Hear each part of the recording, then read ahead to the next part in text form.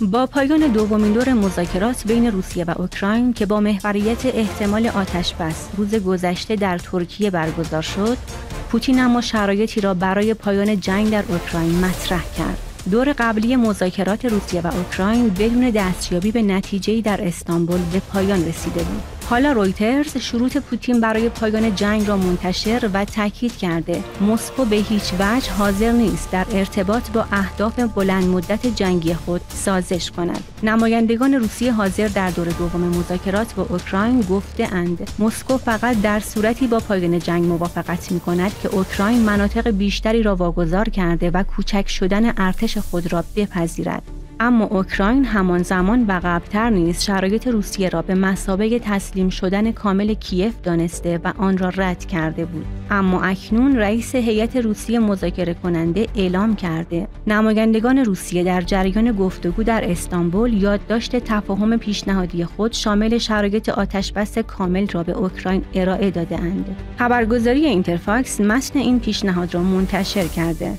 طبق آن روسیه خواستار شناسایی بین‌المللی الحاق شبه جزیره کریمه و 4 منطقه دیگر در اوکراین است که مسکو ادعای مالکیت آنها را دارد. روسیه از اوکراین خواسته نیروهای خود را از این مناطق خارج کند و به بی‌طرفی متعهد شود و عضویت در ناتو را کنار بگذارد. روسیه همچنین نه تنها از اوکراین خواسته تا زبان روسی به عنوان زبان رسمی در اوکراین به رسمیت شناخته شود، بلکه گفته باید ستایش از نازیسم به طور قانونی ممنوع شود. اما اوکراین این ادعای روسیه را که نازیسم در این کشور ترویج می‌کند را مضحک خوانده است. روسیه همچنین 2 گزینه برای آتش‌بس در جنگ اوکراین مطرح کرده که قابل قبول به نظر نمی‌رسد.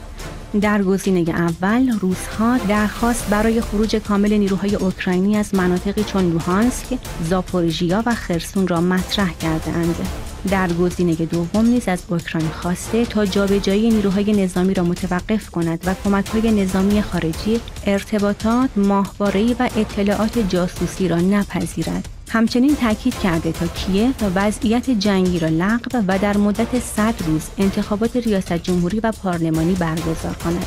اما اوکراین پیش از این بارها شرایط روسیه برای پایان دادن به جنگ را معادل تسلیم شدن دانسته و از پذیرش شروط پوتین خودداری کرده است. بر اساس نقشه راهی که از سوی اوکراین تهیه شده، کیف پس از توافق برای صلح با روسیه با هر گونه محدودیت در توان نظامی خود مخالفت می‌کند. این مخالفت شامل شناسایی بین‌المللی حاکمیت روسیه بر بخش‌هایی از خاک اوکراین نیز می‌شود که توسط نیروهای روسی اشغال شده‌اند.